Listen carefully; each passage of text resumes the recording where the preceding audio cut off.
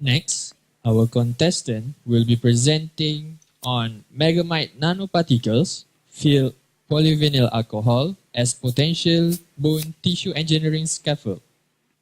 From Faculty of Mechanical Engineering, please welcome Nur Hasrul Akhmal bin Ngadiman.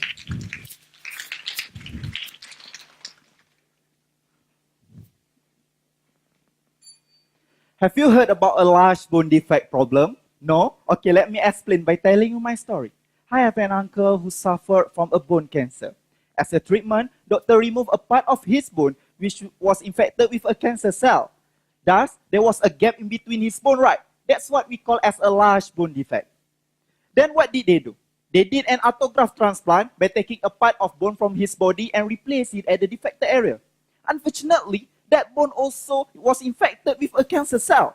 So it means he need to undergo second surgery.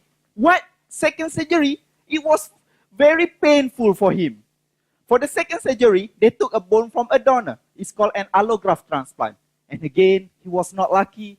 That bone also infected with a disease, and that disease was transmitted to him. He's a very strong man. He's fought to his last breath. This incident inspired me to do a research. By using a tissue engineering knowledge which combining material, mechanical, chemical, and biomedical engineering principles, I'm doing a research on development of bone scaffold. What is a bone scaffold? Bone scaffold is like a bridge for cell to attach, grow, and generate a new bone. Bone scaffold will fit on the gap at the defected area, and the new bone will grow on it. As the new bone grows, bone scaffold will degrade with the time. So, it means we just need only one time of surgery. On my scaffold, I'm adding a hermite nanoparticle which I developed it by myself. Because it's very expensive in the market, so I can cut the cost of production up to 80%. My hermite nanoparticle also have a super paramagnetic properties which can enhance the cell attachment and cell growth rate.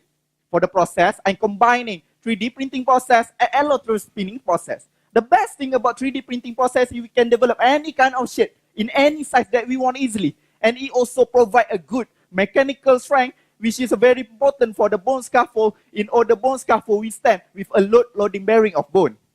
Meanwhile, electrospinning process produce a nanofiber which mimic the extracircular matrix of natural bone tissue structure. So, cell will live in my scaffold like in their natural environment, although we just mimic it, but don't worry, that cell will never know that. Therefore, it can enhance the new bone formation. As a conclusion, my scaffold will not only possess a good mechanical properties, but also having a good biocompatibility properties, and it is the best choice to replace the current treatment to treat a large bone defect problem. Uncle Joe, although at that time I cannot help you, but I hope one day if my scaffold can be used clinically, it can help 1,000 of people which has a similar problem like you, and for sure, it will turn their tears into a smile. Hasrul Akhmal bin Ngadiman. Assalamualaikum warahmatullahi wabarakatuh. Thank you.